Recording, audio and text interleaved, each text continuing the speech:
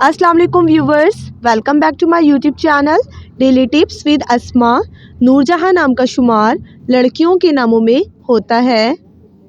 नूरजहां एक इस्लामी नाम है। नूरजहां नाम की इब्तदाई तारीख उर्दू ज़बान से निकलती है। नूरजहां नाम की लड़कियों के लिए खुशकिस्मत नंबर 9 माना जाता है। नूरजहां नाम का मतलब है जहां की रोशनी। खुशकिस्मत दिनों में इतवार और मंगल का दिन शामिल है। नूरजहां नाम का शुमार इंटरनेट पर सबसे ज़्यादा सर्च होने वाले नामों में से होता है। खुशकिस्मत धातों में हिंसों के हिसाब से तांबा शामिल है। नूरजहां नाम के अफराद के लिए मुआफिक रंगों में सुर्ख, सब्ज और जंगनुमा रंग शामिल है। नूरजहां नाम के अफराद के लिए मुआफिक पत्थरों में पुखराज पत्थर शामिल है।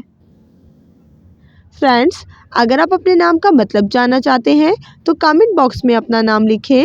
इंशाल्लाह हम आपके नाम की वीडियो ज़रूर बनाएंगे। Thanks for watching. अल्लाह हाफिज़।